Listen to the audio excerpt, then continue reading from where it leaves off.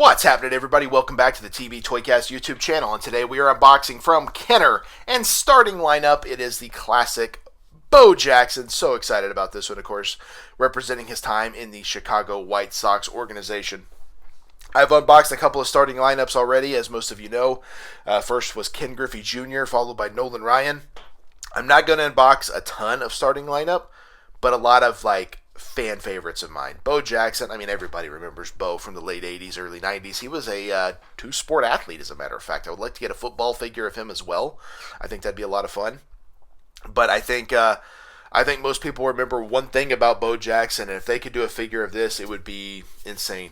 Breaking the bat, right? I remember as a kid always wanting to see him strike out just so I could see him break his bat. That's legit. And that was that was such a iconic thing. Like, the dude broke a wooden bat over his knee, over a strikeout. He was an intense individual, and that's, again, what made him such a standout athlete way back in the day, of course.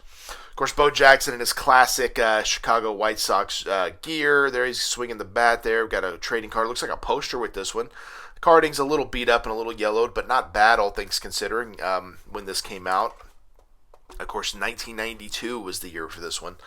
The all-new headline collection celebrate the accomplishments of the hottest stars in the Major League Baseball, in addition to a special edition figure and authentic newspaper article. The 1992 edition features a black high-gloss base and frame and an official team logo sticker. I guess that's something else you can get. And then all the different athletes you can get. I don't know if you guys can see them real well, but I'll pull up right here. Nolan Ryan. I don't have the 92 edition, but that one is available. Of course, I mentioned before Ken Griffey Jr. right there. Bo Jackson, of course. Here's one that I would like to unbox. How about Jose Canseco? That'd be a lot of fun. How about Albert Bell? I haven't heard about him in a while. That was another one that was a pretty big deal. Cal Ripken Jr., of course. Roger Clemens. Everybody remembers Roger Clemens going over to the National League here. Ryne Sandberg, actually, I have him. He'll be unboxed at some point. Barry Bonds, that'd be a fun one. Who else do we got here? It looks like that's about it. As far as names that just jump out at me, David Justice, that'd be a fun one. How about this guy, Darryl Strawberry? Love to see him unboxed. One I'm not seeing, and I don't know if he was playing at this time. I imagine he was. What about Mark McGwire? That's one I would like to get at some point. There's a lot of these guys I'd like to get. I do have Jim Abbott to unbox. Of course, the one-handed pitcher.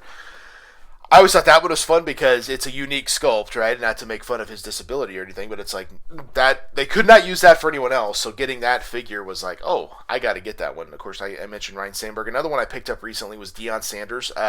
Speaking of two-sport athletes, I always thought that was awesome. I remember when I had his baseball card as a kid. And, of course, most of us remember him from the Dallas Cowboys. But I was like, wait a minute.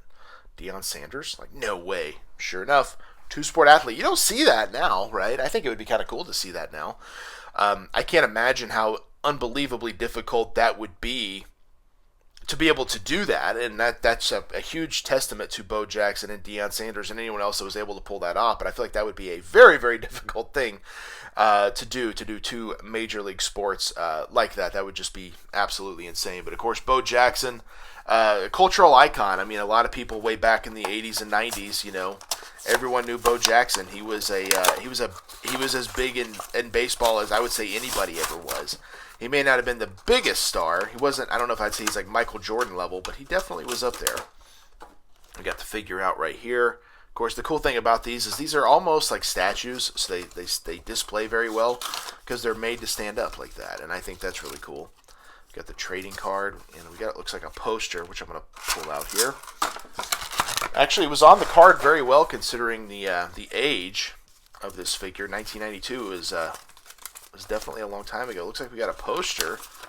Kind of fun. I always like getting little special things like that with my action figures. And let's take a peek at it, shall we?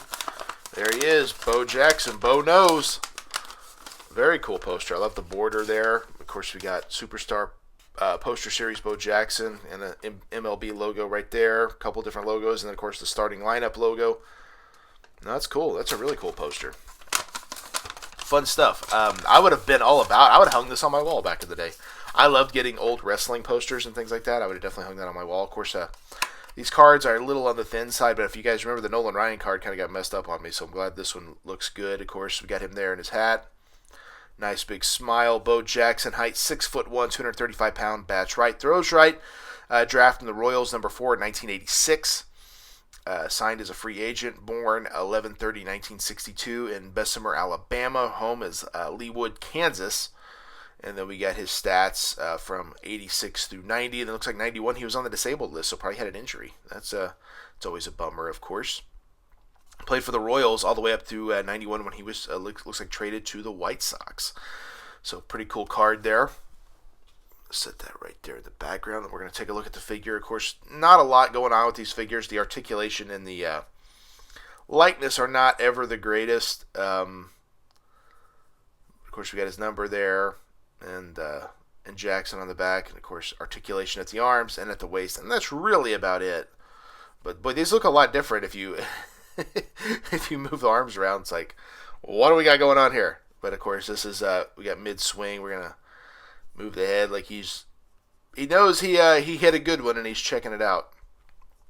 A little bit more detail would have been nice. Looks like there's stripes sculpted into the pants that are not painted, obviously, but we do get the stripes on the socks, which is nice. Like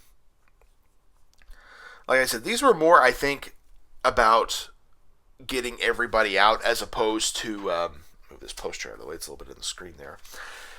As opposed to making great figures. Now, it's interesting because a couple of years ago, Hasbro brought back starting lineup, which a lot of people, if you don't know, Hasbro actually took over Kenner back in the 90s.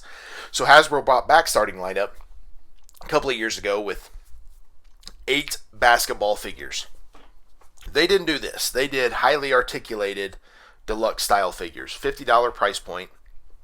Of course, you had a lot of your heavy hitters, guys like Steph Curry, guys like, oh my gosh, his name escapes me. He's the most famous basketball player in the world. I can't even think of his name right now. You guys know what I'm talking about. The guy that's in the second Space Jam. Everyone's always comparing him to Michael Jordan. I can't think of his name at the moment, but you guys know what I'm talking about. And anyway, those did not do well. In fact, to this day, I think a few of them might be on the expensive side, but most of them you can find at Ollie's for very cheap. So I know Hasbro put them out there. They were $50 a piece.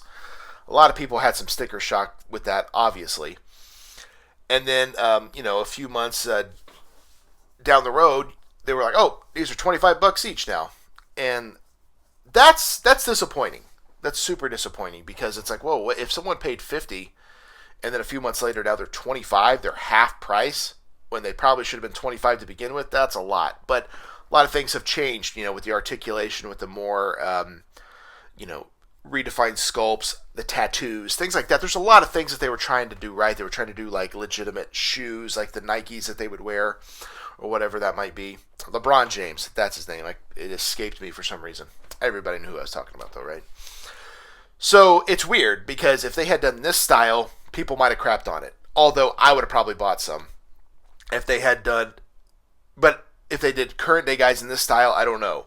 They would almost need to be legends like this. But I could still get these, and they're not that expensive. So I don't know. It's a weird catch-22. What do you guys think? Would that be something you're into? Yes or no? It's different for everybody. I think I might have picked up a couple if they were a reasonable price. I think at this point, people are so. They know things are expensive, and we have to vote with our wallet at times. But at a certain point, people get frustrated. They're like, you know what? I'm tired of paying so much money for a figure when I don't feel like it's worth that. And they keep going up, and it keeps changing. And unfortunately, that's just the name of the game in a lot of cases. But that doesn't make it easier.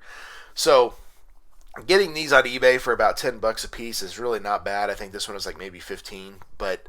Again, it's Bo Jackson. He's a big star. I understand that. But, when it's a new figure, they want 50 to start with, and then now you get them clearanced at Ollie's for 12. It's like, I don't know. It's hard. Sometimes it's a hard pill to swallow. But, again, like I always say, you got to pick up what you like. You got to find your joy and go from there because this is not for everybody, of course, as we know. But all in all, pretty cool figure. I do like Bo Jackson. Goes well in the starting lineups collection. I enjoy getting these figures. But what about you guys? You collect starting lineups? Is it something you might get into? Maybe, maybe not.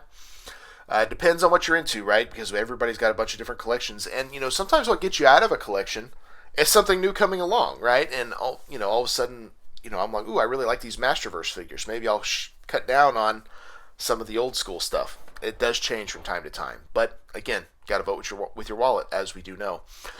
But thank you guys for checking it out. Of course, earlier this week I unboxed LA Knight from the Mattel Elite line, so check that out. And of course, last week's unboxing videos, I started off with the Super Friends McFarlane Batman. That was a lot of fun. I unboxed that on Monday. On Wednesday, I went with Crosscut from the Transformers line, of course.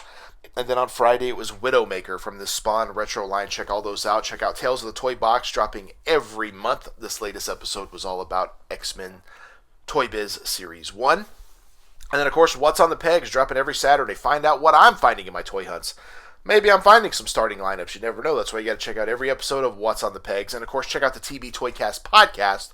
Dropping every Thursday, we have a new episode with a different main event covering a very specific toy line, as well as all the news and happenings in the world of the toys that particular week. So check that out with me and Travis every Thursday, wherever you get your podcast. And that is it. That is all I got. Thank you guys for checking out the TB Toycast YouTube champion. That's Bo Jackson, and Bo knows, and we will see you in the toy aisle. Yeah. One more time.